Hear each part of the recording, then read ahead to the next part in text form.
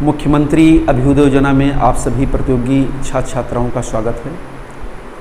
हम लोगों ने पर्यावरण पारिस्थितिकी के अंतर्गत पिछली कक्षाओं में ये देखा था कि किस प्रकार से जलवायु परिवर्तन की प्रक्रिया पृथ्वी पर घटित होती है, वो कौन कौन से कारण हैं जो जलवायु परिवर्तन के लिए उत्तरदायी हैं और जलवायु परिवर्तन का हमारे जैव जगत पर क्या प्रभाव पड़ता है।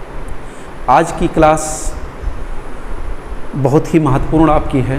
इसमें हम लोग देखेंगे कि जलवायु परिवर्तन को कंट्रोल करने के लिए कौन कौन सी रणनीतियाँ बनाई गई हैं और उसको नियंत्रित करने के लिए सामान्य उपाय कौन हैं, और विश्व स्तर पर जलवायु परिवर्तन को नियंत्रित करने के लिए कौन कौन से सम्मेलन आयोजित किए गए हैं। आज का मुख्य बिंदु, आज के टॉपिक का मुख्य बिंदु उसको हम बता दे रहे हैं, समझिए, जिसे strategies to mitigate climate change, जलवायु परिवर्तन शमन के लिए रणनीतियाँ। जो कार्बन डाइऑक्साइड का उत्सर्जन एटमॉस्फेयर में हो रहा है, उस कार्बन डाइऑक्साइड को कंट्रोल करने के लिए कुछ रणनीति बनाई गई है, उसके बारे में हम लोग देखेंगे। ये मुख्यतः 3 प्रकार की है: नेचुरल सी सीक्वेस्ट्रेशन, जियोलॉजिक सीक्वेस्ट्रेशन और टेरेस्ट्रियल सीक्वेस्ट्रेशन। इन 3 माध्यमों से हम कार्बन डाइऑक्साइड के उत्सर्जन को कम कर सकते हैं, या एटमॉस्फेयर में जो कार्बन डाइऑक्साइड है उसको कैप्चर करके दीर्घकाल तक संचित कर सकते हैं। इन विधियों के बारे में हम लोगों को पढ़ना है। उसके बाद में ग्रीन कार्बन, ब्लू कार्बन क्या होता है, इसके बारे में हम लोग पढ़ लेंगे और कार्बन सिंक के बारे में भी देखेंगे। फिर इसके बाद में जो वर्ल्ड लेवल पर, विश्व स्तर पर जलवायु सम्मेलन हुए हैं, उनके बारे में हम लोगों को पढ़ना है। तो ये पॉइंट आप नोट कर सकते हैं। इसी के अंतर्गत आज हम लोग अध्ययन करेंगे। चलते करते हैं। तो चलिए हम लोग देखते हैं कि कार्बन डाइऑक्साइड का जो उत्सर्जन हो रहा है और जिसके लिए जलवायु परिवर्तन, जिसके कारण से जलवायु परिवर्तन हो रहा है, उस कार्बन को हम किस तरीके से कंट्रोल कर सकते हैं एटमॉस्फेयर से, और जहाँ पर इसका उत्सर्जन होता है उन जगहों से। तो मिटिगेशन स्ट्रेटजी यानी शमन रणनीति,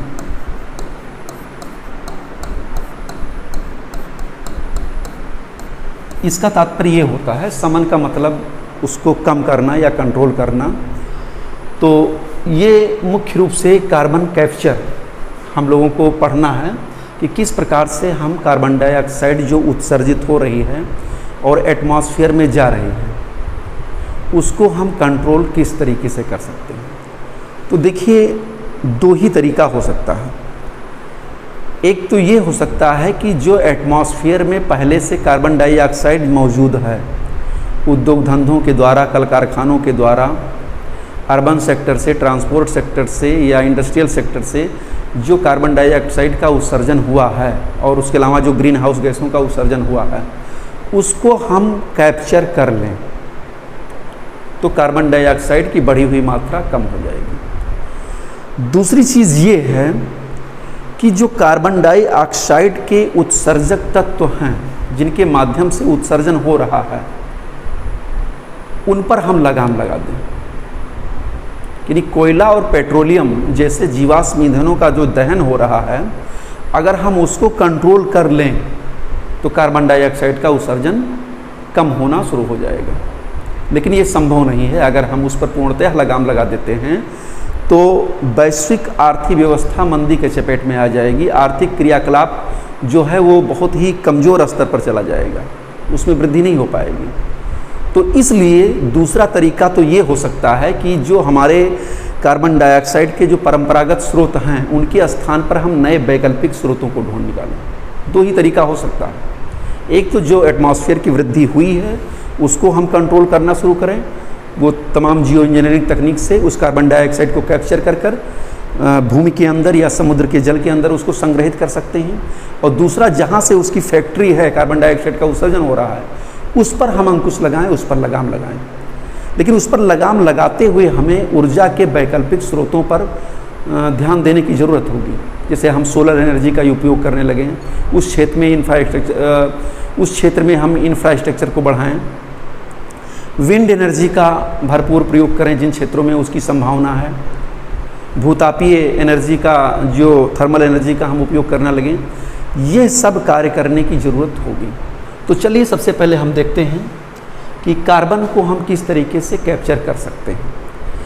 कार्बन को कैप्चर करने का मतलब ये होता है कि जो मानवीय क्रिया विधियों के माध्यम से जो एटमॉस्फेयर में कार्बन डाई मौजूद है, उसको हम जियो इंजीनियरिंग तकनीक के द्वारा उसको जो है अधिग्रहित कर लें, कहीं पर उसको कैप्चर कर स्टोरेज कर दें। इसको हम CCS कहते हैं, कार्बन कैप्चरिंग एंड स्टोरेज कहते हैं। और जिस स्थान पर जो कार्बन डाइऑक्साइड को ग्रहण करने वाले क्षेत्र होते हैं, उनको हम कार्बन सिंक के नाम से जानते हैं।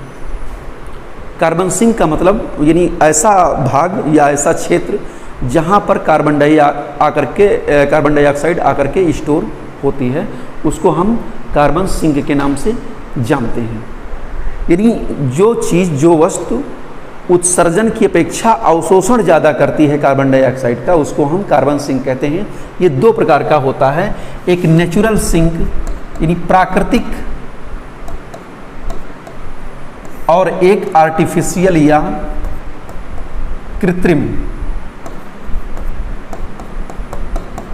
सिंक।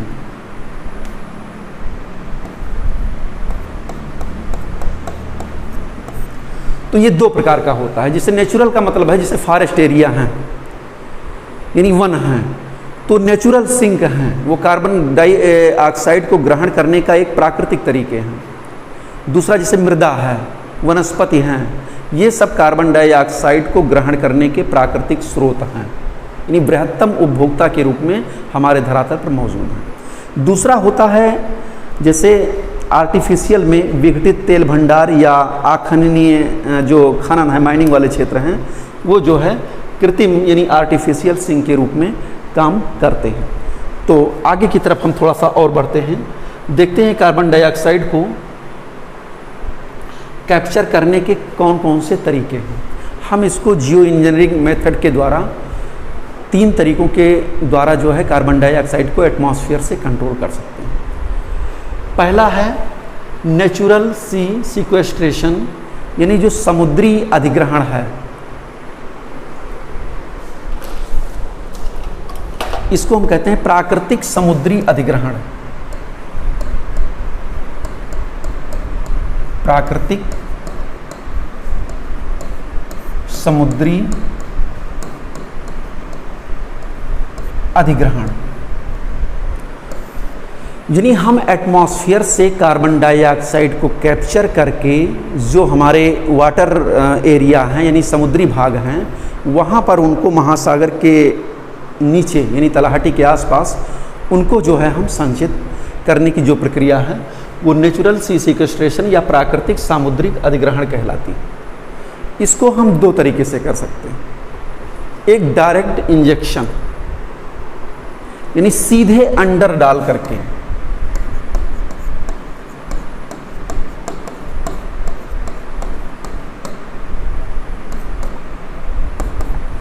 यानी हम अभी हमें इसको एक स्लाइड के माध्यम से दिखा दे रहे हैं, यानी कार्बन डाइऑक्साइड को कैप्चर किया जाए और उसको ड्रिल के माध्यम से, पाइप के माध्यम से सीधा समुद्र के नीचे पहुंचा दिया जाए। अब किया क्या जाता है वास्तव में, इसको एक तकनीक के माध्यम से कार्बन डाइऑक्साइड को पहले फाड़ा जाता है, फिर जो वायुमंडलीय गैसें हैं उनमें से कार्बन डाइऑक्साइड को अलग किया जाता है, फिर उनको इकट्ठा करके एक पाइप के माध्यम से स्टोर किया जाता है। अभी वो सारी प्रक्रिया हम एक चित्र के माध्यम से आपको बता रहे हैं। दूसरा है फर्टिलाइजेशन। फर्टिलाइजेशन में क्या होता है कि कार्बन निषेचन, कार्बन को हम जो है समुद्र के अंदर जो फाइटोप्लैंक्टन होते हैं, समुद्री प्लवक होते हैं, उनके पास पहुंचा देते हैं और वो क्या करते हैं कि इन्हें खा करके CO2 को जो है कैप्चर करते हैं, यानी CO2 का उत्पादन करते हैं, यानी वो समुद्र के जल में जो है उसको घोलने का काम करते हैं। अभी इसको मैं बता दे रहा हूँ किस तरीके से होता है। जैसे कुछ जीव जो समुद्री जीव हैं उसमें क्या होता है कि वो भी कार्बन डाइऑक्साइड का उपभोग करते हैं, लेकिन जब कार्बन डाइऑक्साइड में थोड़ा सा आयरन की मात्रा ज़्यादा होती है या आयरन की मात्रा घुली मिली होती है, तब उसमें फाइटोप्लैंक्टन उसको ज़्यादा कैप्चर करते हैं, उसको ज़्यादा पकड़ते हैं। इस प्रकार से कार्बन का पृथक्करण हो जाता है और वो जब जीव जंतु मर जाते हैं तो वो चीज़ें जो है कार्बन डाइऑक्साइड के अंश जल में घुल जाते हैं या नीचे समुद्र की तलहटी में मृदा में मिल जाते हैं। चलिए इसको हम एक चित्र के माध्यम से देखते हैं।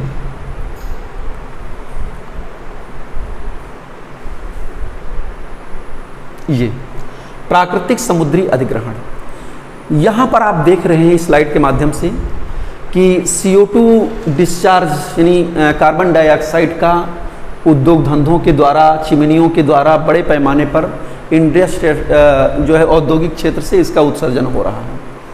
उसके बाद में इस कार्बन डाइऑक्साइड को हम जियो इंजीनियरिंग तकनीक के द्वारा से इसको हम फाड़ते हैं, मतलब जो गैसें और भी मिली हुई होती हैं एटमॉस्फेयर में, उससे हम कार्बन डाइऑक्साइड को अलग करते हैं और फिर उस कार्बन डाइऑक्साइड को अलग करके उसका संकेंद्रण किया जाता है, इकट्ठा किया जाता है, फिर उसको ट्रांसपोर्टेशन यानी परिवहन बड़े बड़े टैंकरों में इकट्ठा कर लिया जाता है, तरल रूप में भी और गैसीय रूप में भी इकट्ठा कर लिया जाता है और फिर ओशियन सिक्वेस्ट्रेशन प्लेटफार्म यानी एक प्लेटफार्म होता है समुद्र के पास में जो है बना दिया जाता है प्लेटफार्म, उस प्लेटफार्म के जरिए ड्रिलिंग के माध्यम से या पाइप के माध्यम से उसको हम सीधा अंदर की तरफ पहुंचा देते हैं। ये प्रक्रिया जो है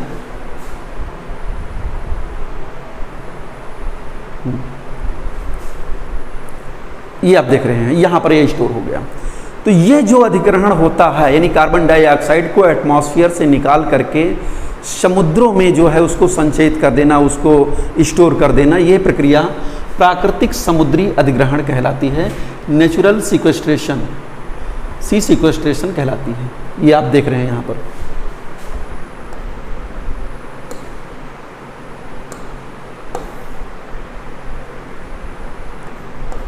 यहाँ पर ये होगा सिक्वेस्ट्रेशन।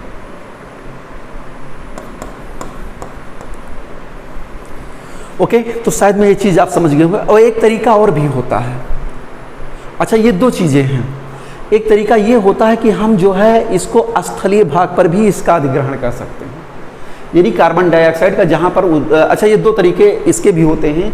एक तरीका होता है कि जैसे एटमॉस्फेयर में अगर कार्बन डाइऑक्साइड पहुँच गया है तो उस एटमॉस्फेयर से हम निकाल करके ट्रांसपोर्टेशन करके फिर यहाँ पर ले जा करके उसको अंदर पहुँचाते हैं। दूसरा तरीका ये होता है कि जो इंडस्ट्रियल क्षेत्र हैं सीधा से वहीं से हमने ले लिया, यानी जो औद्योगिक क्षेत्र हैं वहाँ पर भी ये तकनीकी विकसित होनी चाहिए हर औद्योगिक क्षेत्र में कि हम वहाँ पर कार्बन डाइऑक्साइड को स्टोर कर सकें। जैसे यहाँ पर ये लिखा है CO2 स्टोरेज फैसिलिटीज़, यानी हर औद्योगिक क्षेत्र में या इंडस्ट्रियल सेक्टर के जो भी एरिया हैं वहाँ पर ये फैसिलिटी होनी चाहिए जहाँ पर हम चिमनियों से निकलने पर, यानी वहाँ पर फैक्ट्री के आसपास ही हम कार्बन डाइऑक्साइड को स्टोर कर लें।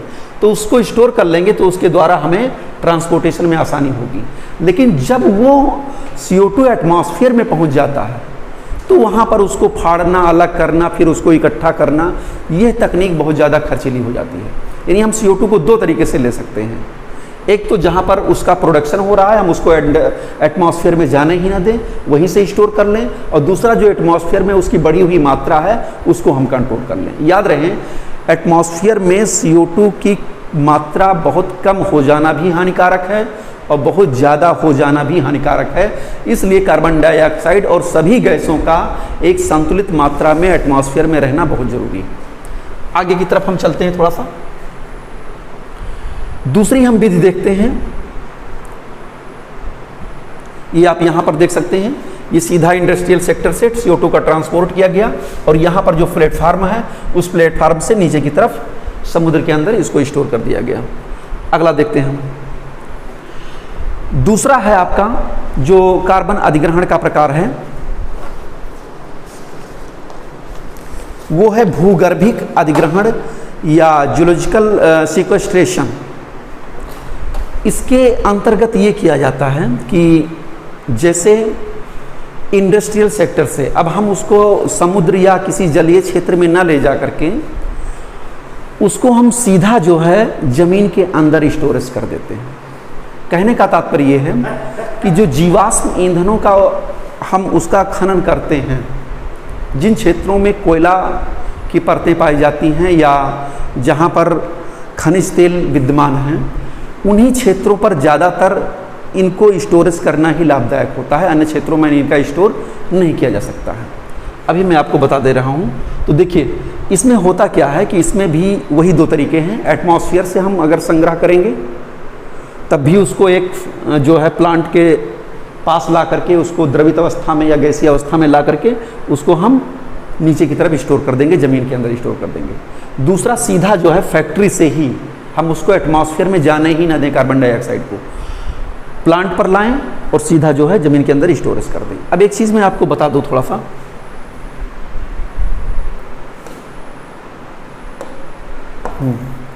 देखिए अब हर जगह पर भूमि के अंदर भी जो है CO2 का स्टोर नहीं किया जा सकता है। CO2 का स्टोर वहीं पर किया जा सकता है जहां पर उसके लिए आवश्यक दशाएं विद्यमान होंगी। जैसे मैं आपको बता दूं, धरातल के अंदर ऐसे क्षेत्र जो ऊपर की तरफ पारेगम्य चट्टानें होती हैं ये, और बीच में जो लेयर होती है, संस्तर जो होती है, वो छिद्र युक्त चट्टानों की लेयर होती है ये। अब हम यहाँ पर ड्रिल करते हैं पाइप के माध्यम से या किसी के माध्यम से, और इसमें जो है CO2 को लाते हैं इस लेयर के अंदर, यानी यही वो लेयर होगी जहाँ पर हम CO2 का सांद्रण कर सकते हैं, क्योंकि ये अपारगम परत होगी, यानी इसको भेदा नहीं जा सकता है। अगर पारगम होती तो ये जो है CO2 फिर वापस ऊपर की तरफ चली जाती। इसलिए यह सेल संरचना बहुत ही आवश्यक है, यानी ऊपर की तरफ जो है अपारगम सेल संस्तर होना चाहिए, यानी क्या कहते हैं उसको, जो ट्रांसपेरेंट ना हो वो चीज़ें, और नीचे की तरफ ये जो है बालुकायुक्त छिद्र में जो चट्टानें होंगी वहीं पर इनका स्टोर किया जाता है। कहने का सीधा कुल मिलाकर के ये तात्पर्य है कि धरातल के अंदर जिन क्षेत्रों में अवसादी सेल संस्तरों में कार्बन क्या कहते हैं कोयले और पेट्रोलियम के भंडार पाए जाते हैं, उन्हीं क्षेत्रों में ही CO2 को ले जाकर के हम इकट्ठा कर सकते हैं। तो ये दो तरीके हो गए, एक सामुद्रिक अधिग्रहण कार्बन डाइऑक्साइड के, और दूसरा भूगर्भिक अधिग्रहण या ज़मीन पर उनको कैसे अंदर की तरफ हम स्टोर कर सकते हैं। वही लवणीय बनावट वाली या कोल की परतों वाले भाग में इनका स्टोरेज हो सकता है। आगे की तरफ हम थोड़ा सा चलते हैं। अब देखते हैं स्थलीय अधिग्रहण, यानी ना तो हम उसको ज़मीन के अंदर संचित करें और ना समुद्र के अंदर संचित करें। हमारे इस पृथ्वी पर जो हरा भरा मौसम हमेशा बनाए रखते हैं, अर्थात फॉरेस्ट एरिया, पेड़ पौधे, इन सब की मात्रा में वृद्धि की जाए, बड़े पैमाने पर वृक्षारोपण कर दिया जाए। तो आप जानते हैं कि वृक्ष जो है, यानी पेड़ पौधे, वन क्षेत्र, ये सब कार्बन डाइऑक्साइड के वृहत्तम उपभोक्ता हैं। ये एटमॉस्फेयर को संतुलन, एटमॉस्फेयर में जो है कार्बन डाइऑक्साइड के स्तर को संतुलित मात्रा में बनाए रखते हैं। आप यहाँ पर देखेंगे कि एटमॉस्फेयर से वृक्षों के माध्यम से जो है कैप्चर किया जा रहा है कार्बन डाइऑक्साइड को। आप जानते हैं कि प्रकाश संश्लेषण की क्रियाविधि में कार्बन डाइऑक्साइड का प्रयोग करते हुए वृक्ष जो है अपना भोजन स्वयं बनाते हैं, और भोजन बनाने की प्रक्रिया में कुछ कार्बन डाइऑक्साइड का उत्सर्जन भी इनसे होता है, यहाँ पर आप देखेंगे। तो इस प्रकार से एक सबसे अच्छा और आसान उपाय है, ना तो इसमें बहुत खर्चीली तकनीकी है, ना बहुत बड़े पैमाने पर इसमें लागत लगनी है। हम वृक्षारोपण कार्यक्रम को बहुत तेज़ी के साथ आगे की तरफ बढ़ाएं और कार्बन डाइऑक्साइड के बढ़ते हुए स्तर को कंट्रोल कर सकते हैं। तो हमने देखा कि कार्बन कैप्चरिंग के 3 तरीके हैं, एक समुद्री अधिग्रहण, और दूसरा भूमिगत अधिग्रहण जो ज़मीन के अंदर उसको पहुंचा दिया जाता है कार्बन डाइऑक्साइड को, और तीसरा स्थलीय अधिग्रहण, स्थलीय भाग पर पेड़ पौधों और वनस्पतियों की संख्या में वृद्धि करके हम कार्बन डाइऑक्साइड के स्तर को कंट्रोल कर सकते हैं। और अगर हमने कार्बन डाइऑक्साइड के स्तर को कंट्रोल कर लिया तो जान लीजिए कि जो ग्लोबल वार्मिंग की प्रक्रिया हो रही है, हिमनदों का हिमनद पिघल रहे हैं, उन पर बहुत हद तक हम काबू पा सकते हैं। अब चलते हैं फिर थोड़ा सा आगे की तरफ। अब एक चीज़ ये है कि कार्बन कैप्चर के क्या लाभ हो सकते हैं और इसके क्या हानियां हो सकती हैं। तो जैसा मैंने बताया कि कार्बन कैप्चर विद्वान मानते हैं कि हम एक CCS तकनीकी पावर प्लांट में तकनीकी CCS तकनीकी पावर प्लांट में अगर हम कार्बन डाइऑक्साइड को कैप्चर करते हैं वातावरण से, तो लगभग 80 से 90% तक कार्बन डाइऑक्साइड के उत्सर्जन में जो एटमॉस्फेयर में है उसमें हम कमी ला सकते हैं। IPCC के अनुसार 21वीं ईस्वी तक जलवायु परिवर्तन में कमी लाने हेतु तो ये आवश्यक हो जाएगा कि हम इस तकनीक को अपनाएं। UK, संयुक्त राज्य अमेरिका, ऑस्ट्रेलिया, फ्रांस, जर्मनी इस तकनीक का प्रयोग वर्तमान समय में कर रहे हैं। इस प्रक्रिया के द्वारा कार्बन को कैप्चर करके स्टोर कर रहे हैं। इससे नुकसान क्या हो सकता है? एक तो ये हो सकता है कि अम्लीय गैसों में वृद्धि हो जाएगी, क्योंकि CO2 के जो उत्सर्जन CO2 का ज़्यादा हम कैप्चर कर देंगे तो दूसरी तरफ जो अम्लीय गैसें हैं उनमें जो है वृद्धि हो जाएगी। कार्बन कैप्चर को दबाने से कंप्रेस ज़्यादा होगा। कार्बन कैप्चर को ज़मीन के अंदर दबाने के लिए कंप्रेस ज़्यादा ऊर्जा की आवश्यकता होगी। और अगला पॉइंट ये है तीसरा कि भूमि और समुद्र में CO2 के रिसाव का भय होगा, यानी ये हो सकता है कि वो रिसाव कर ऊपर की तरफ आ सकते हैं। लेकिन फिर भी इस तकनीक को और इस तकनीक के लिए इंफ्रास्ट्रक्चर की बड़े पैमाने पर ज़रूरत होगी और काफ़ी एक खर्चीली तकनीक होगी। अब हम आगे की तरफ चलते हैं। कुछ और तकनीक है जैसे IGCC, इसी में हम थोड़ा सा बता दे रहे हैं आपको।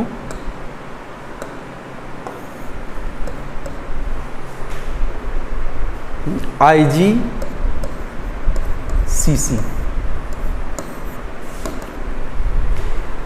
ये तकनीक, इसको कहते हैं इंटीग्रेटेड गैसिफिकेशन कंबाइंड साइकिल। इस तकनीक में उच्च दाब गैसीफियर का प्रयोग किया जाता है। प्रयोग कर कोयला तथा अन्य जीवाश्म ईंधनों को सिंथेटिक गैस में बदल देता है, यानी इस तकनीक के माध्यम से कोयला और अन्य जीवाश्म ईंधन सिंथेटिक गैस में बदल जाते हैं और फिर इनसे अशुद्धियों को अलग करके ऊर्जा का उत्पादन में इनका प्रयोग किया जाता है। थोड़ा सा मैं इसमें बता दे रहा हूँ ये तकनीक में क्या होता है, जिससे जो भी मैं बता रहा था। इस तकनीक के अंतर्गत दो चीज़ें आपको जानने की ज़रूरत है। एक तो जानने की ये ज़रूरत है ब्लू कार्बन और ग्रीन कार्बन।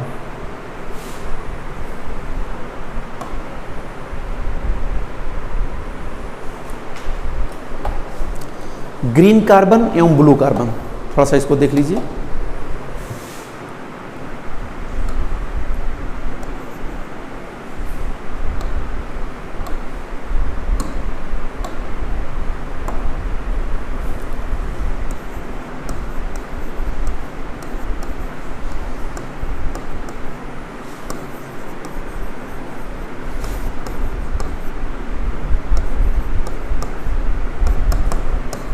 दो चीजें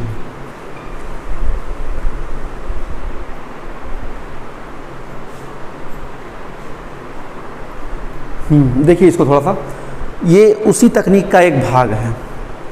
ब्लू कार्बन का मतलब ये होता है, ग्रीन कार्बन का मतलब ये होता है कि प्रकाश संश्लेषण की क्रिया द्वारा जो CO2 कार्बन डाइऑक्साइड पेड़ पौधों और मिट्टियों में संग्रहित हो जाता है।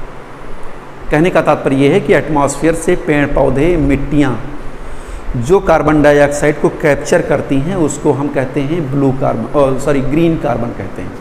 यानी हमारी पृथ्वी पर जो एटमॉस्फेयर से जो वनाच्छादित क्षेत्र हैं, वनस्पतिक क्षेत्र हैं, वो जब कार्बन डाइऑक्साइड को कैप्चर करते हैं तो वो प्रक्रिया कहलाती है ग्रीन कार्बन, या इसको हम कहते हैं हरित कार्बन।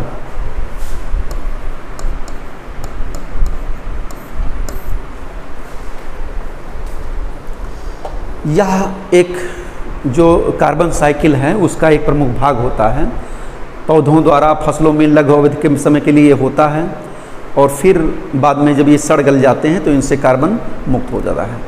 एक है ब्लू कार्बन, यानी इसको हम कहते हैं नीला कार्बन।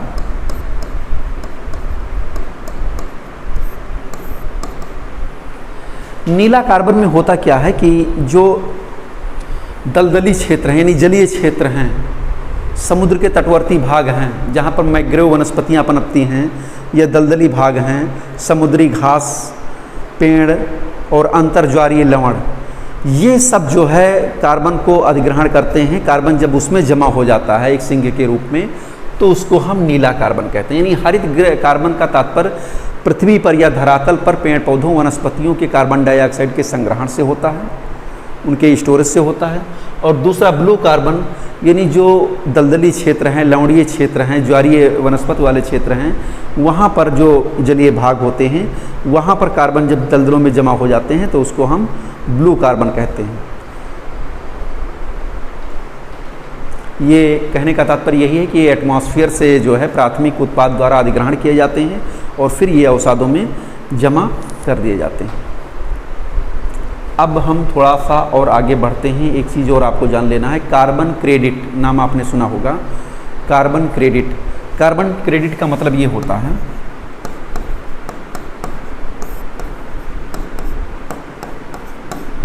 जो आपकी परीक्षा की दृष्टि से है, उसी पर हम थोड़ा सा ध्यान दे रहे हैं। कार्बन क्रेडिट एक प्रकार का एक प्रमाण पत्र या आज्ञा पत्र होता है जो किसी भी धारक को 1 टन कार्बन डाइऑक्साइड के उत्सर्जन की जो है सीमा तय करता है। यानी 1 टन CO2 का उत्सर्जन, कार्बन क्रेडिट 1 टन CO2 का उत्सर्जन किसी भी धारक को इतना उत्पादित करने की अनुमति देता है।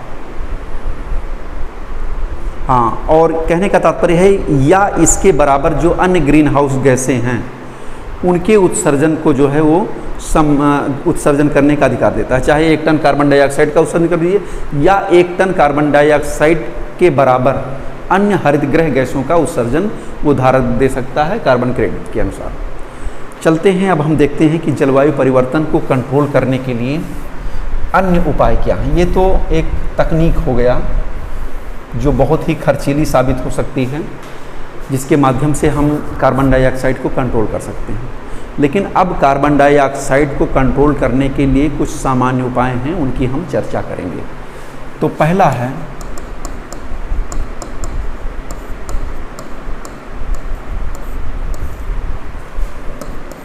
एफॉरेस्टेशन, यानी वनारोपण।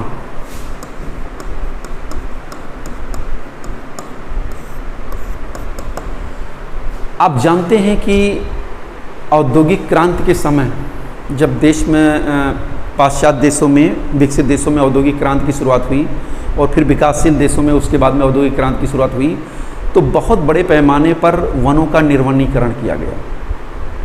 झूमिंग कृषि जिन क्षेत्रों में हो रही थी वहाँ पर भी जो है कृषि क्षेत्र का विस्तार होने से वनों की कटाई बड़े पैमाने पर की गई, जिस कारण से जो कार्बन डाइऑक्साइड के बृहत्तम उपभोक्ता वन होते हैं उनकी संख्या में कमी आई और कार्बन डाइऑक्साइड की मात्रा दूसरी तरफ जो है निरंतर एटमॉस्फेयर में बढ़ती चली गई। हमने बताया था औद्योगिक क्रांति के समय 290 पार्ट पर मिलियन कार्बन डाइऑक्साइड का उत्सर्जन हो रहा था, लेकिन प्रेजेंट टाइम में लगभग 419 ppm कार्बन डाइऑक्साइड का एटमॉस्फेयर में उत्सर्जन, उसका स्तर इस समय विद्यमान है। तो कहने का तात्पर्य यह है कि एक तरफ तो हम वनों को काट रहे हैं और दूसरी तरफ कार्बन डाइऑक्साइड का भी उत्सर्जन धड़ल्ले से हो रहा है, औद्योगिक क्षेत्रों से, नगरीय क्षेत्रों से, परिवहन क्षेत्रों से। तो अगर हम एक तरफ कार्बन डाइऑक्साइड के उत्सर्जन को कंट्रोल करें, जो ग्रीन हाउस गैसों का उत्सर्जन हो रहा है उसको कंट्रोल करें, और दूसरी तरफ जब हम वन के क्षेत्रफल में अगर वृद्धि कर दें तो निश्चित रूप से वन जो बृहत्तम कार्बन डाइऑक्साइड के उपभोक्ता होते हैं वो कार्बन डाइऑक्साइड को कंट्रोल कर लेंगे। दूसरी चीज़ ये है, इसके लिए बड़े पैमाने पर जो है, आप जानते हैं कि लगभग 1/3 कुल भौगोलिक क्षेत्रफल के 1/3 भाग पर वनों का आवरण जो है होना आवश्यक है, तभी जो है हमारा एटमॉस्फेयर संतुलन की अवस्था में हो सकता है। और उसमें भी वन का जो क्षेत्र है लगभग 60% वन पर्वतीय क्षेत्रों में होना जरूरी है और लगभग 20% वन मैदानी क्षेत्रों में होना जरूरी है। और कुल मिलाकर के कुल भौगोलिक क्षेत्रफल के 33% भाग पर वनारोपण का, वन का क्षेत्रफल जो है होना बहुत आवश्यक है। ये एक संतुलित और आदर्श दशा मानी जाती है। इसके लिए हमको करना क्या होगा?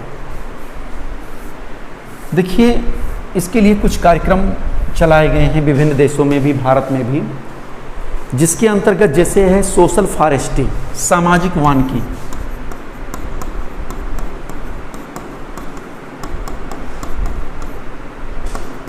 दूसरा है कृषि वानिकी,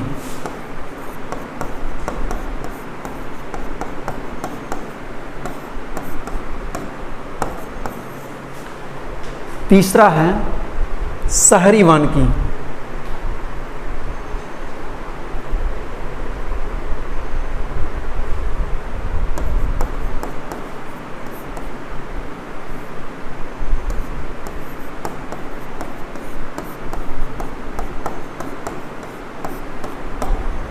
ये सब कार्यक्रम अपनाए जाने की ज़रूरत है। जैसे सामाजिक वानिकी के अंतर्गत सार्वजनिक और निजी भूमियों पर, यानी कोई भी व्यक्ति जिसके नाम पर ज़मीन है वो भी पेड़ पौधे और बागान को लगाए खूब बड़े पैमाने पर, और जो सार्वजनिक भूमियाँ खाली पड़ी हुई हैं परती के रूप में चाहे बंजर के रूप में, उनमें भी सुधार करके जो है वृक्षों को उगाने की प्रक्रिया शुरू कर देनी चाहिए। हालांकि ये सब हो रहा है, समय समय पर वन महोत्सव, वृक्षारोपण का कार्यक्रम बड़े पैमाने पर भारत में भी अन्य देशों में भी किया जा रहा है पर्यावरण को संतुलन बनाए रखने के लिए। इसी प्रकार से कृषि वानिकी के अंतर्गत एक ही जो हमारा एरिया है, खेत है, कृषि वानिकी में वृक्ष और फसल, देखिए दो चीज़ें हैं। कृषि वानिकी के अंतर्गत फसलों के उत्पादन करने के साथ साथ उनके आसपास के क्षेत्रों में वृक्षों को भी उगाया जाना चाहिए। या अब बहुत से ऐसे वृक्षों की प्रजातियां आ गई हैं जो आप मेढ़ों के किनारे किनारे उनको लगा करके उगा सकते हैं, उन्हीं के बीच में फसलों को पैदा कर सकते हैं। तो ये कार्यक्रम को अपनाने की आवश्यकता है। शहरी वानिकी के अंतर्गत आप लोगों ने पढ़ा होगा कि शहरी वानिकी में जो शहर के आसपास का क्षेत्र है, उन क्षेत्रों पर बड़े पैमाने पर जो है वृक्षारोपण करने की आवश्यकता है। सड़कों के किनारे किनारे पंक्तिबद्ध रूप में वृक्षों को लगाने की आवश्यकता है जो क्षेत्र खाली पड़े हुए हैं। सड़कों को दो पार्ट में डिवाइड करने वाली जो बैरियर होती है उस पर भी वृक्षों को लगाया जा सकता है, छायादार वृक्षों को लगाया जा सकता है। और आपने नाम सुना होगा ग्रीन मफलर, यानी हरित पट्टी के रूप में जो आवासीय क्षेत्र हैं, उन क्षेत्रों के आसपास चारों तरफ से किनारे से जो है वृक्षों को लगाने की आवश्यकता है। ऐसा करने से न केवल जो है एटमॉस्फेयर, हमारा वायुमंडल शुद्ध होगा, बल्कि जो ध्वनि प्रदूषण है वो भी कंट्रोल होगा। जो डस्ट पार्टिकल उड़ रहे हैं गाड़ियों के चलने के कारण, वो भी कंट्रोल होंगे। ध्वनि प्रदूषण को भी हम कंट्रोल कर सकते हैं। तो ये जो है इन कार्यक्रमों में जो है जन समुदाय की भागीदारी होनी चाहिए और इस कार्यक्रम को प्रोत्साहन देना चाहिए, क्योंकि ये बहुत खर्चीली तकनीकी नहीं। हम वृक्ष को काटने के बजाय उनको सिंचित करें, और वृक्षारोपण ही बहुत ज़्यादा जरूरी नहीं है। जरूरी ये है कि जिन वृक्षों को हम लगाते हैं क्या वो दीर्घ अवधि तक जिंदा रहते हैं, या केवल उन वृक्षों को लगा करके फोटो खिंचा करके मीडिया पर डाल देना ही उपयुक्त है। ये चीज़ नहीं होना चाहिए। हम उन वृक्षों की देखभाल करें और देखें कि उनको कितने अधिक समय तक रखा जा सकता है, देखें कि वो पौधा सूखने ना पाए, हरा भरा बना रहे। तो ये प्रक्रिया अपनाने की ज़रूरत है, वनारोपण की प्रक्रिया अपनाने की ज़रूरत है। चलिए दूसरा हम देखते हैं। दूसरा क्या उपाय हो सकता है जलवायु परिवर्तन को कम करने के लिए? ऊर्जा के अपरंपरागत साधनों का विकास।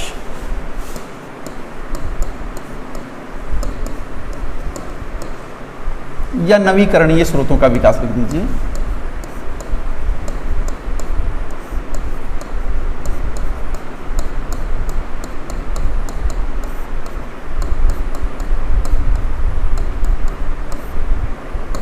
देखिए, हम जानते हैं कि कोल और पेट्रोलियम, खनिज तेल, प्राकृतिक गैस और कोयला, ये जो ऊर्जा के परंपरागत स्रोत हैं, ये लगभग समाप्त के कगार पर है।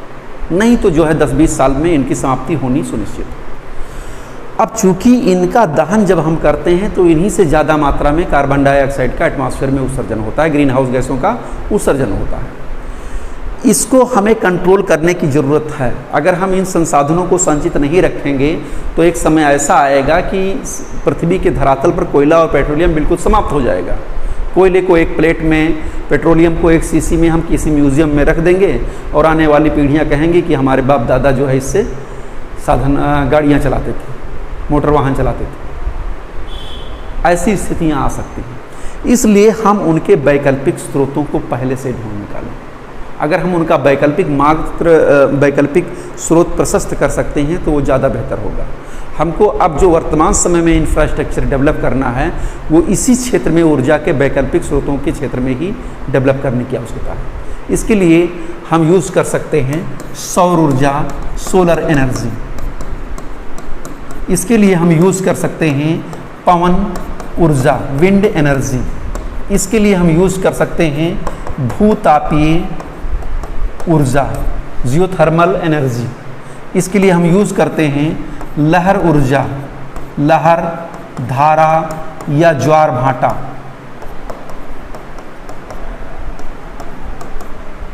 इन सबको हमें प्रयोग में लाने की जरूरत है। और एक और भी है बायोगैस।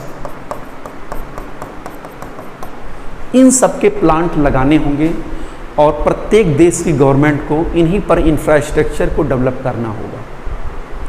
कुछ चीज़ें चलिए हम बता दे रहे हैं आपको। जैसे ये ऊर्जा के रिन्यूएबल रिसोर्सेज माने जाते हैं। जैसे रिसोर्सेज भी प्रक्रिया के आधार पर जो है यूज़ के आधार पर दो प्रकार के होते हैं, एक रिन्यूएबल रिसोर्सेज, एक non renewable resources. Non renewable resources जो वो होते हैं जिनका हम प्रयोग एक बार कर लें दोबारा नहीं कर पाएंगे, वो समाप्त हो जाएंगे। जैसे परंपरागत जो हमारे साधन थे कोयला, पेट्रोलियम, अब बॉक्साइट, मैग्नीज, वो जो है नॉन रिन्यूएबल रिसोर्सेज हैं। ये सब रिन्यूएबल रिसोर्सेज हैं। इनकी संभावना हमारे पृथ्वी पर, हमारे इस जैव जगत में बहुत पर्याप्त मात्रा में, और इन पर हम डेवलपमेंट करके, इनका विकास करके इनको ज़्यादा से ज़्यादा मात्रा में संचित कर सकते हैं। इनसे भी हम बिजली, पानी, जो भी उद्योग धंधे हैं उनका संचालन कर सकते हैं।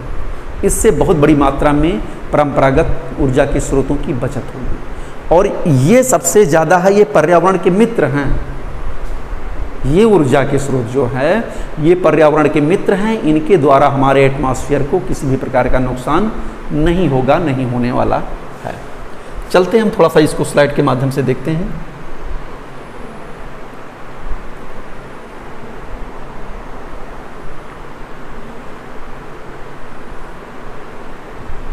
देखिए ये हाइड्रो इलेक्ट्रिक पावर सिस्टम, जल विद्युत ऊर्जा, यानी जल के माध्यम से हम एनर्जी को पैदा करें। सोचिए, कोई नुकसान नहीं हमारे एटमॉस्फेयर को।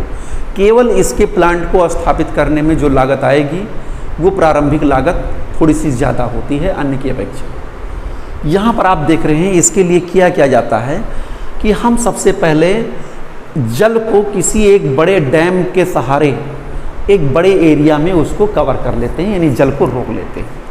वास्तव में हाइड्रो इलेक्ट्रिक एनर्जी उन्हीं क्षेत्रों में ज़्यादा उसकी संभावना रहेगी जहाँ पर स्लोप ग्रेडियंट ज़्यादा होगा, यानी ढाल ज़्यादा होगा। जल किसी ऊपरी भाग से निचले भाग की तरफ प्रवाहित होगा। देखिए यहाँ पर यह ऊंचा भाग है, यहाँ पर हमने एक डैम बना करके इसको वाटर को जो है इकट्ठा कर लिया है। और यहाँ पर आप देख रहे हैं ये एक प्लांट लगा दिया गया है। यहाँ पर ये वाटर फ्लो तेज़ी के साथ यहाँ पर आता है और यहाँ पर टरबाइन लगी हुई है। ये टरबाइन जब वाटर जो है, पानी जो है बहाव के साथ इस टरबाइन से टकराता है तब ये टरबाइन घूर्णन करने लगती है, यानी घूमने लगती है। और इस टरबाइन के घूरने से जो है यहाँ पर जनरेट होता है और फिर हम यहाँ पर इस जनरेटर से जो है इलेक्ट्रिक को यहाँ पर कंट्रोल कर लेते हैं और फिर ट्रांसफार्मर के द्वारा जो है अन्य क्षेत्रों को सप्लाई कर देते हैं। अब ये पानी जो है यहाँ पर सबसे मेन एरिया यहीं पर है। देखिए सबसे महत्वपूर्ण पार्ट तो यहीं पर है, यही सारा सिस्टम है। यहाँ पर डैम बनाया हमने, वाटर को कंट्रोल कर लिया। डैम पर जो है वाटर किसी ऊंचे स्थान से बहुत तेज़ी के साथ नीचे की तरफ उसका बहाव हुआ और जैसे ही बहाव होता है वो टरबाइन से टकराता है और ये टरबाइन से टकराने के बाद में ये टरबाइन घूमने लगता है और यहाँ पर जनरेटर जो है उसको जो है जल ऊर्जा को एक विद्युत ऊर्जा में कन्वर्ट करती है और फिर वो यहाँ पर ये स्टोरेज होता है और फिर ट्रांसफार्मर के जरिए इलेक्ट्रिक चारों तरफ शहरों गाँव में ये फैलाई जाती है। और फिर जो जल होता है उस टरबाइन से होती हुई घूमते हुए यहाँ पर स्टोर करके आगे की तरफ चली जाती है, यानी वाटर डिस्चार्ज। ये जो है जल आगे की तरफ चला जाता है। अब उसके द्वारा हम नहरों को भी निकाल सकते हैं, नौकायन का भी काम कर सकते हैं, पर्यटन का भी क्षेत्र वहाँ पर डेवलप हो सकते हैं, मछली का उत्पादन भी वहाँ पर कर सकते हैं। तो ऐसी तकनीक को विकसित करने की आवश्यकता है। ऐसी तकनीक जब डेवलप हो जाएगी तो जो है हमारा जो परंपरागत ऊर्जा के स्रोत हैं कोयला पेट्रोलियम, उनका हम उपभोग कम कर सकेंगे। ओके, आगे की तरफ हम चलते हैं। Solar energy. आप जानते हैं कि सूर्य एक अच्छे ऊर्जा का भंडार है।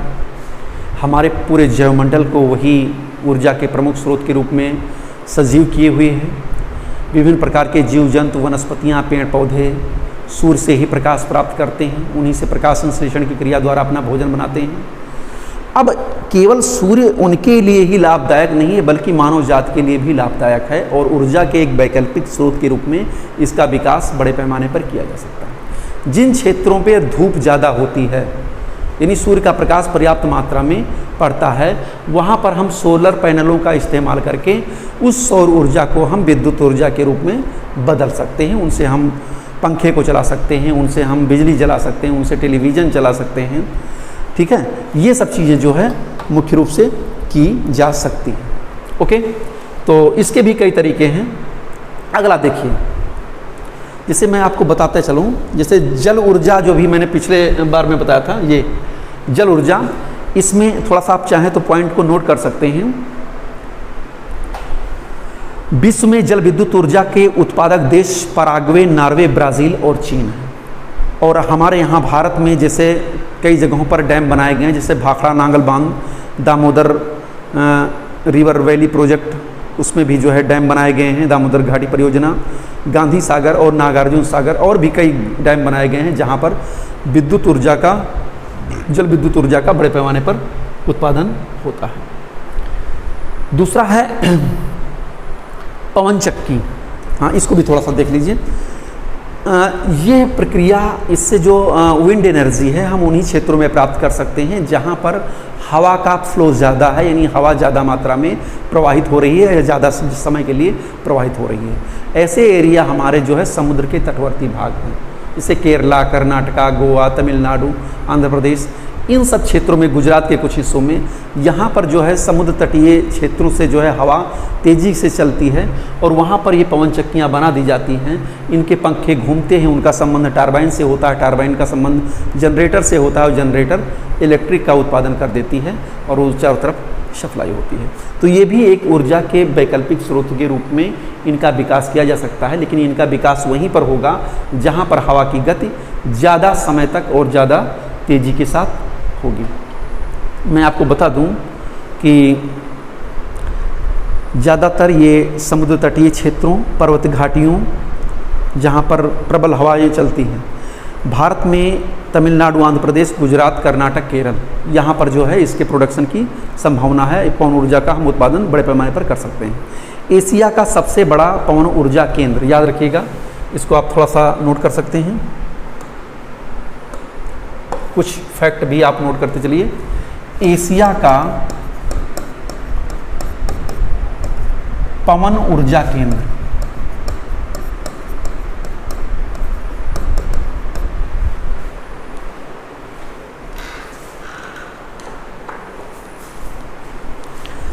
हाँ, पवन ऊर्जा उत्पादन केंद्र जो सबसे बड़ा है वो भारत में ही स्थापित किया गया है, मांडवी, गुजरात में।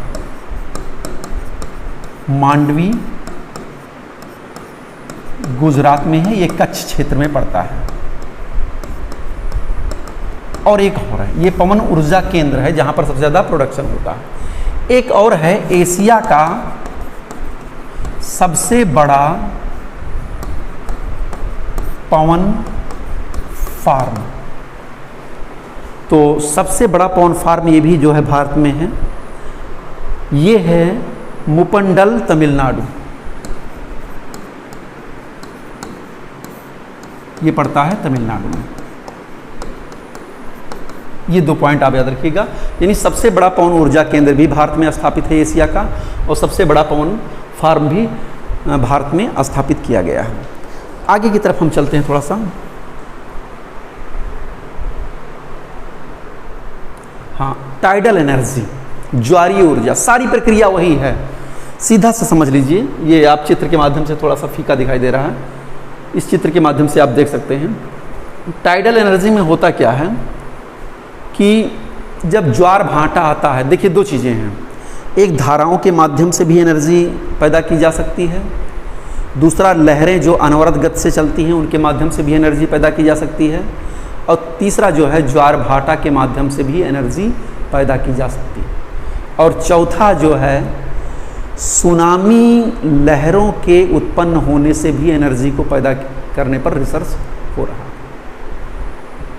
यानी जो हमारे विध्वंसक परिणाम हैं लहरों के, उनसे भी हम एनर्जी पैदा कर सकते हैं। सामान्य सी प्रक्रिया ये है, जब समुद्र में लहरों का उफान होता है, तट की तरफ आती हैं, तो तटवर्ती क्षेत्रों में बड़े बड़े डैम बना दिए जाते हैं कोस्टल एरिया में, और उन डैम पर जो है उनके जो दीवार होते हैं उन्हीं में टरबाइन फिट कर दिया जाता है। अब उस टरबाइन से थोड़ा सा, चलिए इसमें हम बता दे रहे हैं, इसमें आप आसानी के साथ समझ जाएंगे। मान लीजिए ये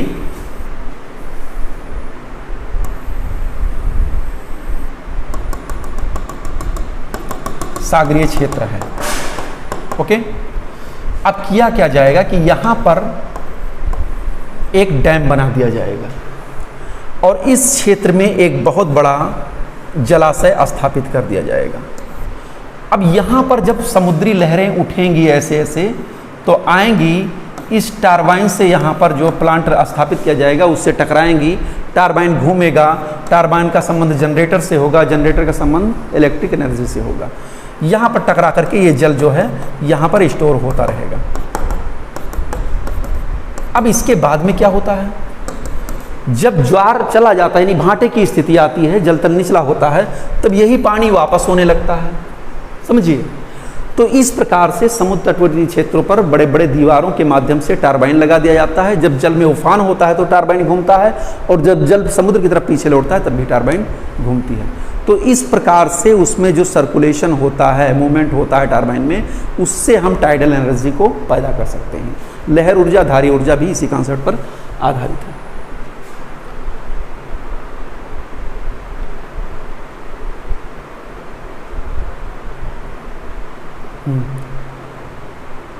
तो यहाँ पर ये दिखा दिया गया है, थोड़ा सा इसमें चित्र स्पष्ट नहीं है सब वही प्रोसेस है। अब कुछ जगहों पर समुद्र के अंदर भी जो है लगा दिए जाते हैं टरबाइन के जो प्लेटफार्म हैं, उनको भी स्थापित किया जाता है। हर देशों की तकनीक अलग अलग ज्वारीय ऊर्जा के उत्पादन के क्षेत्र में है, लेकिन ज़्यादातर सामान्यतः यही प्रयोग किया जाता है। अब हम थोड़ा सा आपको और आगे ले चल रहे हैं।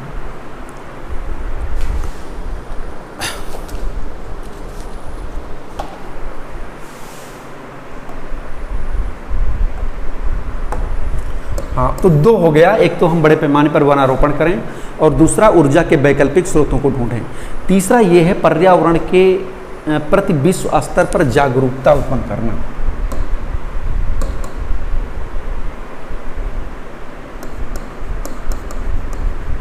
विश्व स्तर पर पर्यावरण के प्रति जागरूकता उत्पन्न करना। हमें पूरे विश्व स्तर पर, चूँकि कई प्रोग्राम चल भी रहे हैं, और इनको और इन जो प्रोग्राम चल रहे हैं, कार्यक्रम चल रहे हैं, इनको और अधिक सशक्तिशाली बनाने की आवश्यकता है। आप जान रहे हैं कि हमारे पाठ्यक्रम में प्राथमिक कक्षा से लेकर के और विश्वविद्यालय स्तर तक पर्यावरण को जो है, पर्यावरण चैप्टर को अनिवार्य कर दिया गया है। यहाँ तक कि स्नातक में प्रत्येक विद्यार्थी को अब पास होने के लिए जो है एक अनिवार्य विषय के रूप में पर्यावरण का प्रश्न पत्र देना पड़ता है, चाहे वो कला वर्ग का हो, चाहे साइंस का हो या कॉमर्स का हो, किसी भी क्षेत्र का हो, उसको पर्यावरण अध्ययन एक प्रश्न पत्र देना ही पड़ेगा। तो हमें जो है जन जागरूकता फैलाने की ज़रूरत है। जो ग्लोबल वार्मिंग है, क्लाइमेट चेंज हैं, उनके प्रभावों से हम अनजान नहीं हो सकते हैं। उनके प्रभावों की जानकारी हमें विश्व स्तर पर सभी लोगों को देनी जरूरी है। और जब जन जागरूकता फैल जाएगा तो प्रत्येक व्यक्ति जो है पर्यावरण के प्रति सचेत हो जाएगा और हम काफ़ी हद तक इसको कंट्रोल कर सकते हैं। अगला है पर्यावरण शिक्षा, जो भी हमने बताया। पर्यावरण शिक्षा, हम इसको एक और नाम दे देते हैं पर्यावरण बोध। पर्यावरण शिक्षा ग्रहण करने के साथ साथ हमें पौधों को नहीं काटना चाहिए, पौधों को लगाना चाहिए, मिट्टी अपरदन को बचाना चाहिए, ये सब हम किताबों में पढ़ते हैं। लेकिन उसके बोध यानी समझ भी होनी आवश्यक। अगर हमें उसका समझ नहीं है, पर्यावरण से होने वाले नुकसान की समझ हमारे अंदर नहीं आ रही है, उसका क्या प्रभाव पड़ रहा है हमें नहीं दिखाई दे रहा है, तो निश्चित रूप से हमें उससे कोई लाभ नहीं है। इसलिए पर्यावरण शिक्षा के साथ साथ, जागरूकता के साथ साथ पर्यावरण के तत्वों की भी समझ प्रत्येक व्यक्ति को होनी आवश्यक है। अगला है विकसित देशों में जनसंख्या वृद्धि पर नियंत्रण।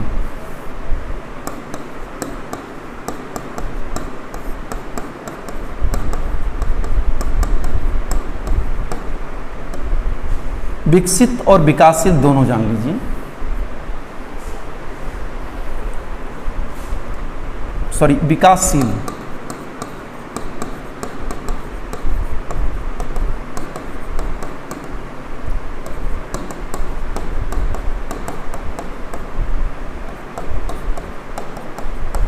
ये बहुत जरूरी है, क्योंकि जब जनसंख्या बहुत तेजी के साथ जब बढ़ती है तो संसाधनों का उपभोग भी उसी मात्रा में तेजी के साथ होने लगता है। इसलिए ये बहुत ज़्यादा आवश्यक है कि हम जनसंख्या पर भी कंट्रोल करें। हमारे बहुत सी समस्याओं की जड़ जो है जनसंख्या वृद्धि है। जनसंख्या वृद्धि होने से न केवल स्लम्स एरिया का विस्तार हो रहा है महानगरों में, अपितु तमाम प्रकार के प्रदूषण, जल प्रदूषण, वायु प्रदूषण, ध्वनि प्रदूषण में भी मनुष्य का महत्वपूर्ण योगदान हो रहा है। जनसंख्या जनसंख्या वृद्धि किसी भी परिवार या क्षेत्र या देश के नागरिकों की आवश्यकताओं को जो है सीमित कर देती है। यहाँ तक कि जो हमारी ग्रोथ है, हमारी गुणवत्तापरक जो प्रणाली है वातावरण की, उसको भी नुकसान पहुँचाती है। तो इस प्रकार से जनसंख्या को कंट्रोल करना बहुत ही ज़रूरी है, क्योंकि जनसंख्या बढ़ने से खाद्य सामग्री पर भार पड़ता है, पर्यावरण को हम नुकसान ज़्यादा पहुंचाते हैं, संसाधनों का उपभोग ज़्यादा करते हैं, ज़्यादा संख्या में मोटर गाड़ियों का इस्तेमाल होगा, ज़्यादा संख्या में संसाधनों का उपभोग होगा। इसलिए जनसंख्या को कंट्रोल करना बहुत ही आवश्यक है। जिन देशों ने जनसंख्या को कंट्रोल कर रखा है, जनसंख्या को नियंत्रित कर रखा है, उन देशों में मानव विकास सूचकांक शीर्ष स्थानों पर चल रहे हैं। टॉप 10 के देश वही हैं जहाँ पर पॉपुलेशन कंट्रोल में है। और अगली चीज़ और है अति भौतिकतावाद पर अंकुश।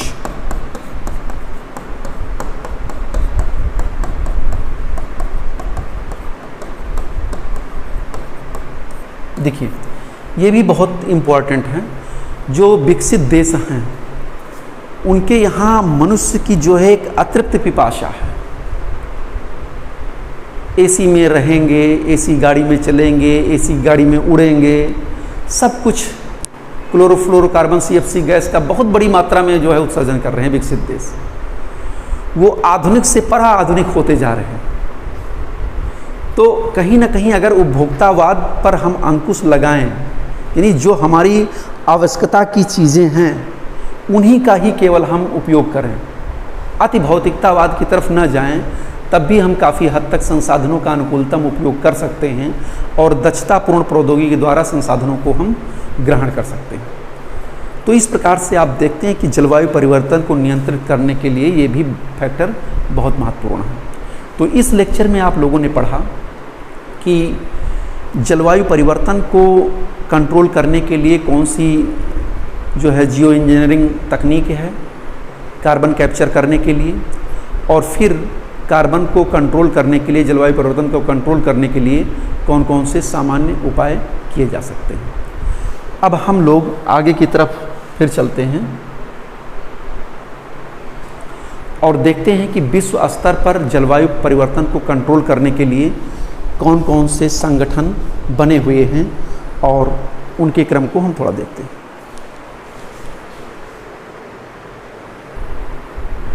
तो चलिए हम देखते हैं आगे की तरफ। जो पर्यावरण या जलवायु परिवर्तन से संबंधित जो सम्मेलन हुए हैं उनके बारे में हम चर्चा करते हैं। कौन कौन से सम्मेलन पर्यावरण और जलवायु के संदर्भ में अभी तक हुए। पहला जो है वो है स्टॉकहोम सम्मेलन या अंतर्राष्ट्रीय सम्मेलन। स्टॉकहोम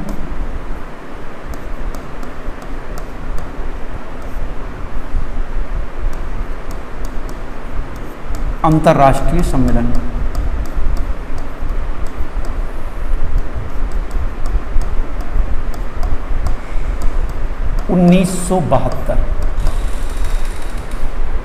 यह विश्व स्तर का सबसे पहला बड़ा सम्मेलन था।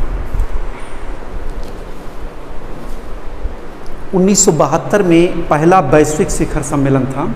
ये स्वीडन की राजधानी स्टॉकहोम में 5 से लेकर के 16 जून तक ये आयोजित किया गया और इसी के बाद में पर्यावरण दिवस को मनाने का फैसला किया गया था 5 जून को। इस सम्मेलन की जो मुख्य विशेषता ये थी, इसका उद्देश्य था कि अंतर्राष्ट्रीय स्तर पर जो प्राकृतिक संसाधनों का दोहन बड़े पैमाने पर हो रहा है उनको हम कैसे संरक्षित करें, उस समस्या का निदान कैसे करें, ये इसका मुख्य उद्देश्य था। इस सम्मेलन में लगभग 119 देशों के प्रतिनिधियों ने, शासनाध्यक्षों ने जो है प्रतिभाग किया था और एक ही पृथ्वी के सिद्धांत को स्वीकार किया। एक ही पृथ्वी के सिद्धांत को जो है स्वीकार किया गया कि हमारी पृथ्वी जो है एक यूनिट के रूप में। कहने का मतलब ये है कि कोई भी देश कार्बन डाइऑक्साइड, अन्य ग्रीन हाउस गैसों का यदि बहुत ज़्यादा अति उत्सर्जन करता है, चाहे डेवलप कंट्री हो, तो ऐसा नहीं केवल प्रभाव उन्हीं देशों पर पड़ेगा, वो प्रभाव हमारी पूरी पृथ्वी पर पड़ेगी, पूरी धरा पर पड़ेगी, उसका प्रभाव पूरी पृथ्वी पर देखने को मिलेगा। तो ये था एक ही पृथ्वी का सिद्धांत, इसको सभी देशों ने स्वीकार किया गया। और इसी सम्मेलन में UNEP को बनाने का निर्णय लिया गया, यूनाइटेड नेशन इन्वायरमेंटल प्रोग्राम, इस पर जो है निर्णय और सहमति बनी। तो ये चीज़ें थी 1972 के स्टॉकहोम पर्यावरण सम्मेलन का। ये पहले जान लीजिए कि मतलब औद्योगिक क्रांति के पश्चात ये सबसे बड़ा पहला जो है शिखर सम्मेलन था और सबसे बड़ा सम्मेलन था। इसके बाद में विश्व के सभी देशों ने अपने यहाँ पर पर्यावरण को सुरक्षित रखने के लिए, जीव जंतुओं को सुरक्षित करने के लिए तमाम योजनाएं चलाई गई। भारत में भी हाथी प्रोजेक्ट, टाइगर प्रोजेक्ट, घड़ियाल प्रोजेक्ट, हिमतेंदुआ योजना, तमाम योजनाएं जो है इस पर्यावरण को संरक्षित और जैव विविधता को सुरक्षित रखने के लिए चलाई गई। अगला सम्मेलन है, चलिए इसकी चर्चा हम बहुत संक्षेप में करते हैं। इस सम्मेलन के बाद में 1973 में भारत में टाइगर प्रोजेक्ट भी चलाया गया था। अगला सम्मेलन है हेलसिंकी सम्मेलन। दूसरा है हेलसिंकी सम्मेलन।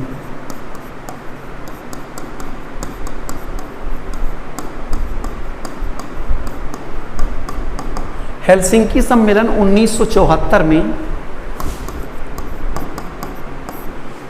ये जो है सम्मेलन का आयोजन हुआ और ये सम्मेलन मुख्य रूप से सामुद्रिक पर्यावरण की सुरक्षा से संबंधित था। याद रखिएगा, हेलसिंकी सम्मेलन सामुद्रिक पर्यावरण सुरक्षा से संबंधित था। तीसरा जो सम्मेलन है वो था लंदन सम्मेलन।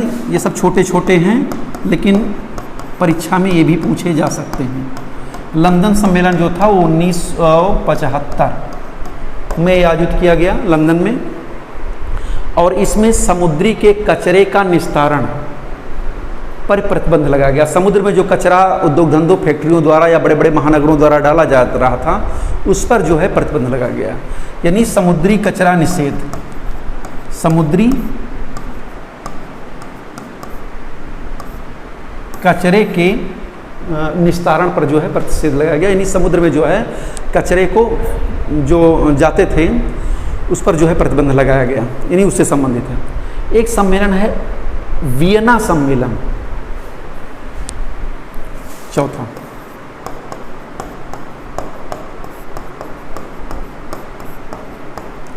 वियना सम्मेलन ये भी पर्यावरण की सुरक्षा को लेकर के था। 1985 में ये ओजोन परत के से संबंधित था।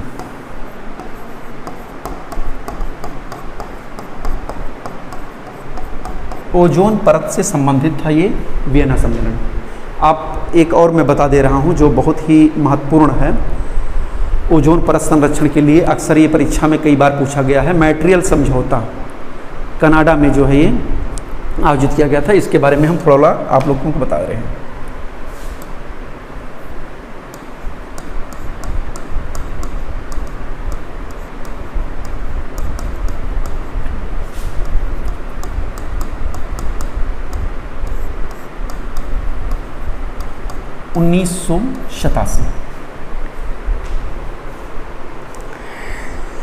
इस समझौते में ओजोन परत के संरक्षण के लिए ये एक तरीके से पहला अंतर्राष्ट्रीय समझौता था। आप जान रहे हैं कि हमारे एटमॉस्फेयर में सबसे पहले स्ट्रेटोस्फीयर और उसके बाद सबसे पहले ट्रोपोस्फीयर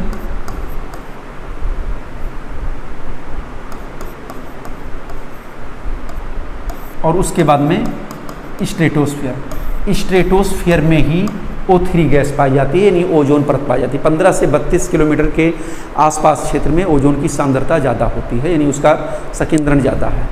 ये O2+O से कन्वर्ट होकर के O3 बन जाती है। तो इस परत का सबसे ज़्यादा महत्व है। इसको हम पृथ्वी की सुरक्षा कवच या पृथ्वी की छतरी के नाम से भी जानते हैं, क्योंकि सूर्य से जो अल्ट्रावायलेट रेस आती हैं वो इसी O3 ओजोन लेयर में जो है अवशोषित हो जाती हैं, वो सीधा धरातल पर नहीं पहुंचने पाती। अगर वो जो है अल्ट्रावायलेट किरणें सीधा धरातल पर पहुंचती तो उससे जीव जंतुओं, वनस्पतियों को बहुत हानि हो जाती, नुकसान हो जाता, यानी हमारी पृथ्वी पर जैव विविधता का अंत भी हो जाता। तो इस प्रकार से ये जो है अल्ट्रावायलेट किरणों को सोखता है। फॉर्मन ने जो है अंटार्कटिका में ओजोन छिद्र का जब पता लगाया और उसी के संदर्भ में ये पता चला कि जो CFC गैस है, क्लोरोफ्लोरोकार्बन, याद रखिएगा CFC क्लोरोफ्लोरोकार्बन गैस, ये ओजोन नाशक गैस है, ओजोन परत को नुकसान पहुंचाती है। विकसित देशों द्वारा सबसे ज़्यादा मात्रा में CFC गैस का उत्सर्जन किया जा रहा है और विकासशील देशों में भी इंडस्ट्रियल सेक्टर में जो बड़े बड़े उद्योगपति, पूंजीपति लोग हैं, वो ज़्यादातर AC, फ्रिज, रेफ्रिजरेटर, इन सब का इस्तेमाल करने वाले जो होते हैं, उन्हीं से जो है CFC का उत्सर्जन होता है। इसके बारे में हम लोग अलग से अध्ययन करेंगे ओजोन परत के बारे में, उसमें हम ये चीज़ें आपको बताएंगे क्लियर में। तो कहने का मतलब ये है कि ओजोन परत समझौता या मॉन्ट्रियल समझौता 1987 में ओजोन परत के संरक्षण के लिए आयोजित किया गया।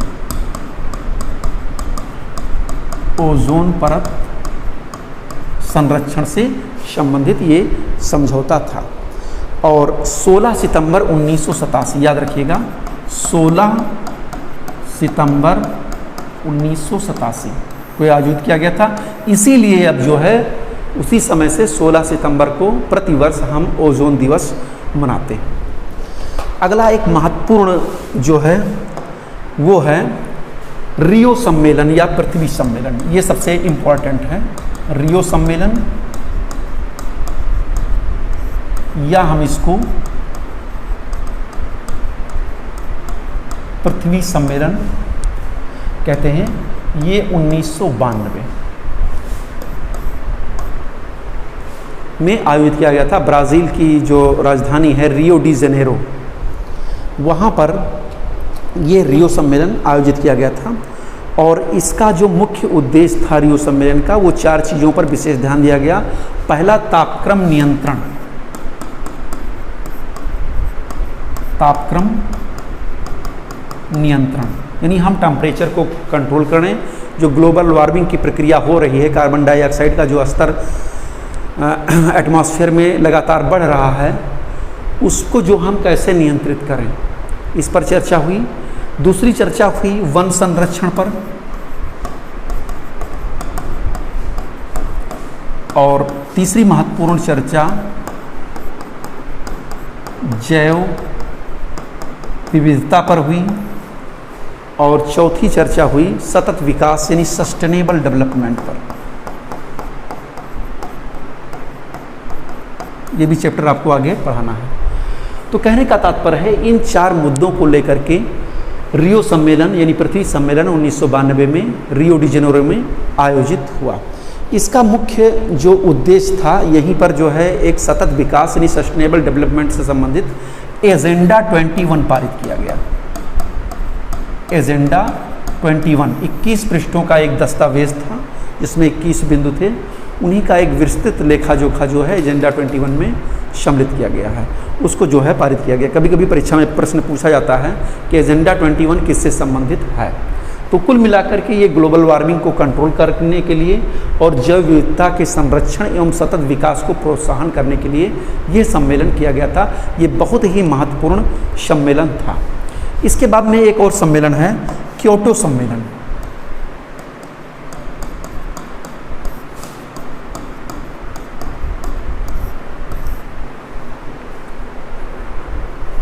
हाँ, ये 1997 में, संक्षेप में सब थोड़ा थोड़ा देख लीजिए आप लोग।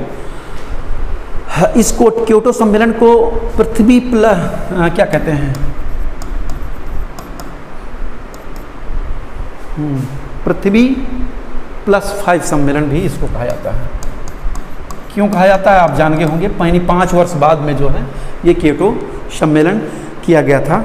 11 दिसंबर 1997 को जो है ये क्योटो प्रोटोकॉल जापान में 16 फरवरी 2000 क्योटो प्रोटोकॉल जो है उसकी सहमति बनी थी, लेकिन उस समय ये प्रोटोकॉल जो है शुरुआत नहीं हो पाया। क्योटो प्रोटोकॉल प्रभावी रूप से 2005 से जो है शुरुआत होता है। याद रखिए 1997 में जापान के क्योटो में 11 दिसंबर 1997 को ये अपनाया गया था, क्योटो सम्मेलन हुआ था, और 16 फरवरी को एक क्योटो प्रोटोकॉल मतलब इसका जो है शुरुआत 2005 से हो गया था। चलिए कुछ चीज़ें हम इसमें बता दे रहे हैं। इसमें ये चीज़ था क्योटो प्रोटोकॉल में कि ग्रीन हाउस गैसों की पहचान करना और भूमंडलीय तापन को कम करना। देखिए ये प्रोटोकॉल मुख्य रूप से जो इसका उद्देश्य था, एक तो ग्रीन हाउस गैसों की पहचान की जाए। अभी तक आपने नाम सुना कार्बन डाइऑक्साइड, लेकिन केवल कार्बन डाइऑक्साइड ही ग्रीन हाउस गैस नहीं। कार्बन डाइऑक्साइड ग्रीन हाउस की एक प्रमुख गैस है। उसके साथ साथ में नाइट्रस ऑक्साइड, मीथेन और भी 2-4 ऐसी गैसें हैं जो ग्रीन हाउस के अंतर्गत आती हैं। इनको हम लोग आगे की तरफ चर्चा करेंगे, आगे लेक्चर में इसको हम बताएंगे पूरा डिटेल में कि कौन कौन सी ग्रीन हाउस गैसें हैं और उनके कार्य क्या हैं। तो ये आप देख लीजिए कि एक तो ग्रीन हाउस गैसें कौन सी हैं उनकी पहचान की जाए, और दूसरा हम टेम्परेचर को कैसे कंट्रोल करें, यानी भूमंडलीय जो तापन है उसको कम करें। ओके, ग्रीन हाउस गैस की पहचान करना और भूमंडलीय टेम्परेचर को कैसे कम किया जाए। ये माना गया कि लगभग 5.2% की कमी, इसका लक्ष्य रखा गया था कि 5.2% के आसपास ग्रीन हाउस गैसों के उत्सर्जन में जो है कटौती होनी चाहिए। यानी अब देखा जाए तो वास्तव में यूरोप के जो देश हैं वो अपनी कुल ग्रीन हाउस गैसों के उत्सर्जन का लगभग 8% उत्सर्जन करते हैं, जबकि अमेरिका जो है 7%, जापान 6% तक इनको कम करने के लिए कहा गया था। क्योंकि ये जो है सॉरी एक चीज़ थोड़ा सा मैं बताना भूल गया, इसको थोड़ा फिर से समझ लीजिए। यूरोप के प्रत्येक देश अपने कुल ग्रीन हाउस गैसों का उत्सर्जन में 8%, यूएसए 7%, जापान 6% तक कटौती करने को कहा गया था। इतना उत्सर्जन नहीं करते हैं। ये कहा गया था कि जितनी ग्रीन हाउस गैसों का उत्सर्जन यूरोपीय कंट्री कर रहे हैं, यूरोपीय देश, उनमें से वो 8% कटौती करें। ओके। संयुक्त राज्य अमेरिका USA जितना उत्सर्जन कर रहा है उसका लगभग 7% कटौती करें, और जापान जो है वो 6% तक की कटौती करें। ये जो है रखा गया था कि ये देश, यूरोपीय कंट्री के देश, अमेरिका, जापान, ये इतनी मात्रा में जो है कार्बन डाइऑक्साइड के उत्सर्जन में यानी ग्रीन हाउस गैसों के उत्सर्जन में कमी करें।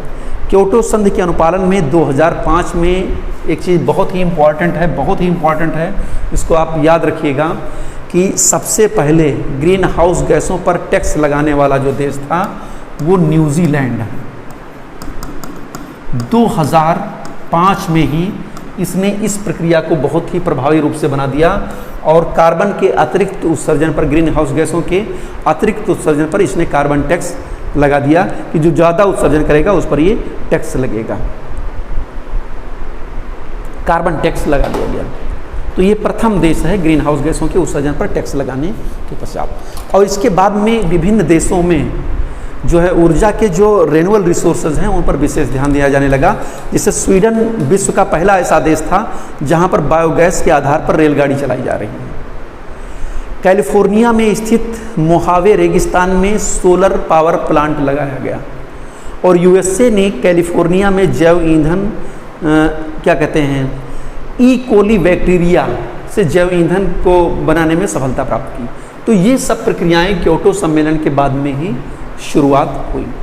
अब हम आगे की तरफ और चलते हैं, देखते हैं एक सम्मेलन और हुआ 2002 में जिसको रियो 10 सम्मेलन कहते हैं। जोहान्सबर्ग सम्मेलन या इसको रियो 10 सम्मेलन कहते हैं। ये 2002 में आयोजित किया गया।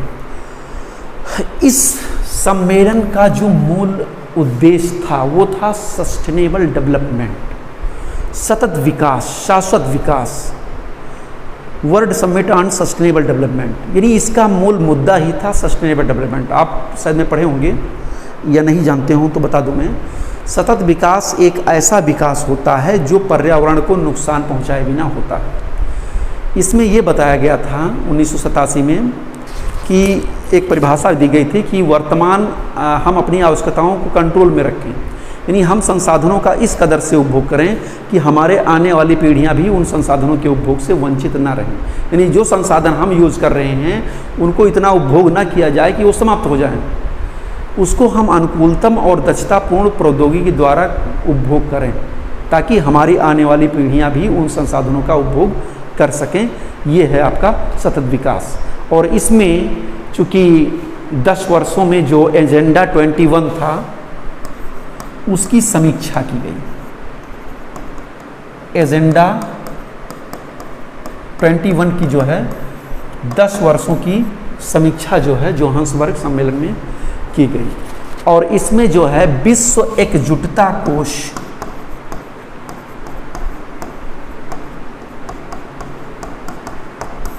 बनाने पर जो है सहमति हुई। और एक चीज़ जान लीजिए कि इस सम्मेलन में जलवायु परिवर्तन पर नियंत्रण हेतु क्योटो प्रोटोकॉल को अनिवार्य और समयबद्ध रूप से लागू करने पर बल दिया गया। ये बताया गया कि गैर परंपरागत ऊर्जा के व्यापक प्रयोग हेतु 2015 तक जो है सभी देश इस क्षेत्र में कार्य करना शुरू कर दें। एक और सम्मेलन हुआ था, बाली सम्मेलन। चलिए संक्षेप में ये सब चीज़ें मैं बता रहा हूँ, बहुत ज़्यादा विस्तृत नहीं। अगला है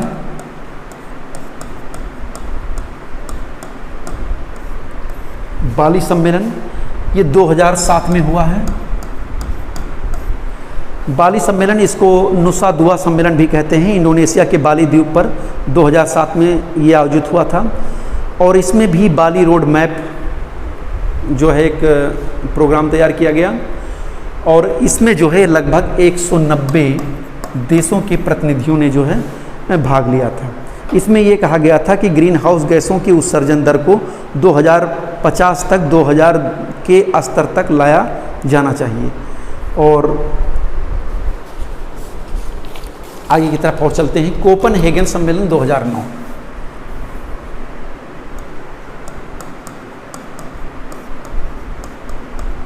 कोपेनहेगन सम्मेलन 2009। चलिए संक्षेप में हम आपको बता दे रहे हैं, आप नोट कर सकते हैं। ये बताया गया था कि 2020, इस सम्मेलन में यह बताया गया था कि 2020 तक कार्बन के उत्सर्जन में जो है कटौती का प्रावधान किया जाए और लो कार्बन इकोनॉमी की परिकल्पना इस कोपेनहेगन सम्मेलन में की गई थी। यानी कम कार्बन अर्थव्यवस्था, यानी हमारी इकोनॉमी इस तरह से होनी चाहिए कि हम कम कार्बन का उत्सर्जन करें। इसके बाद में एक सम्मेलन और हुआ था जिसका नाम था कानकुन सम्मेलन। कानकुन सम्मेलन ये 2010 में मैक्सिको में आयोजित किया गया था। इसका भी मुख्य उद्देश्य था वैश्विक टेम्परेचर को नियंत्रण करना और विश्व के सभी देशों की जो है जवाबदेही तय करना, यानी सब देश इसके प्रति जवाबदेह हों। और इसमें हरित जलवायु कोष की स्थापना पर विशेष बल दिया गया था। याद रखिएगा, हरित जलवायु कोष, इस पर जो है विशेष रूप से ध्यान दिया गया। इसके बाद में लास्ट में हम एक चलते हैं दोहा सम्मेलन।